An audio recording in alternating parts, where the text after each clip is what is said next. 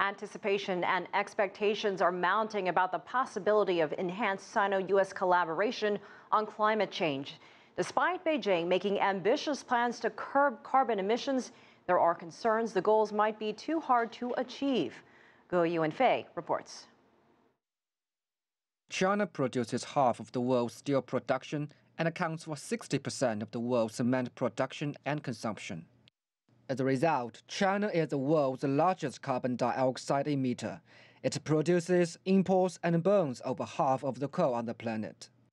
In June, the country pledged a bold, intended, nationally determined contribution to the UN Framework Convention on Climate Change. It sets 2030 as the deadline to peak its carbon emissions. It promised to cut carbon emissions by 60 to 65% compared to 2005. Increase the share of non-fossil fuels in primary energy consumption to 20%, and increase forest reserves by 4.5 cubic meters. So I think that what we have promised and also submitted to the UN should be the bottom line of our promise instead of the ceilings. And China has potential because of the technologies, because of the capacity, and also the market we have to overshoot those targets, to make sure that we can actually make bigger contribution. And I believe China could do that. Still, there are concerns that the sluggish Chinese economy may suffer another blow due to the carbon-cutting move.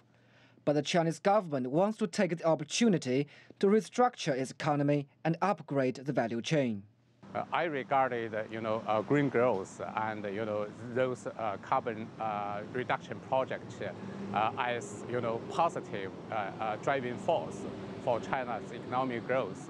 Now China has already determined to go forward to, sustainable development and innovation-oriented economic development model. So I think that in the future, this part of growth will be the mainstream of China's economy. The fighting against climate change will not only benefit China, but also the U.S., world's second largest carbon dioxide emitter.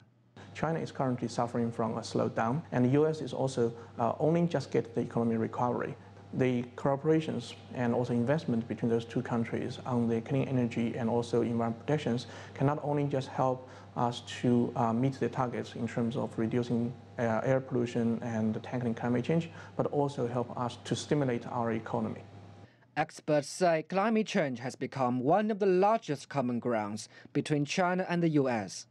If the two countries can go hand in hand in the fight against global warming, the rest of the world might follow suit.